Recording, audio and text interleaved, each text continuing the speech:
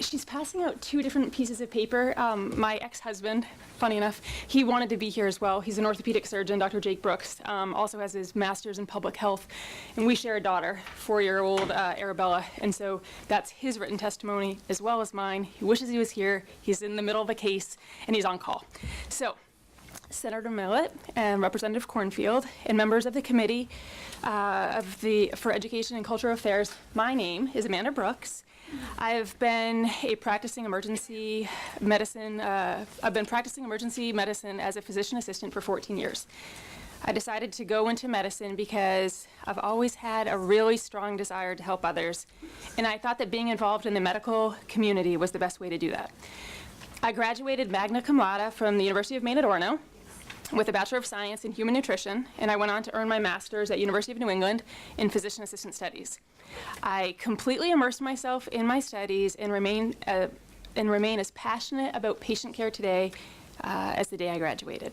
So it is as a steward of our community health that I am extremely alarmed by Maine's vaccination exemption removal bill, LD798.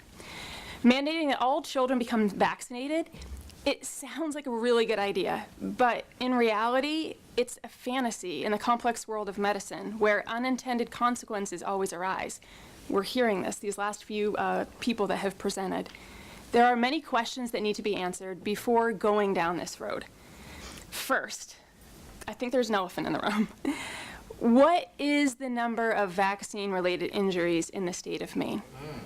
At the federal level, we do have a vaccine injury compensation program, but there has been no real outreach to the states, including Maine.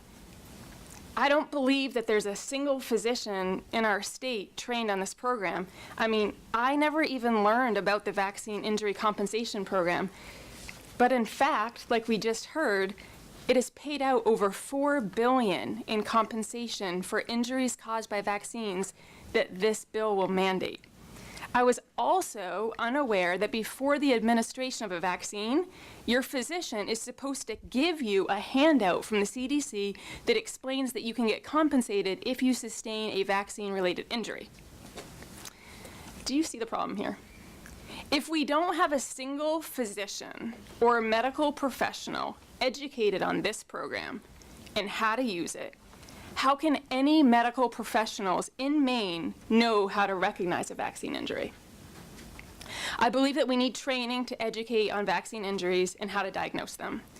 For example, the Vaccine Injury Compensation Program symptoms for pertussis and measles vaccine-induced encephalopathy include change in brain functioning, loss of eye contact, not seeming to respond, not seeming to recognize familiar people or places, not responding to much other than loud shouting, and may or may not be accompanied by seizures.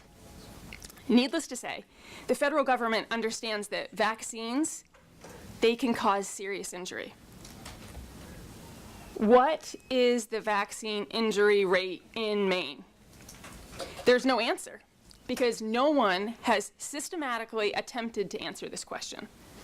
Without that information, it is not possible to compare the risks and benefits of mandating vaccination. Ms. Brooks, can you wrap it up, please? When we look at comparing the two serious risk groups, those who will suffer complications and death from vaccine-targeted illnesses opposed to those who suffer complications and death from vaccines themselves. So wrapping up doesn't mean reading faster. Okay, sorry. Just one, okay. We have no equation to work from. I believe that this conversation needs to be had before we can pass a bill requiring vaccines for all. 3 more sentences. Again, I entered the realm of medicine to be a healer and to help others. I accepted the Hippocratic Oath, which is do no harm. How can we pass this bill without the necessary numbers to evaluate it properly? In my professional opinion, it is absurdity to say that everyone in Maine has to vaccinate, and if there are adverse outcomes, the state has no responsibility. Thank you.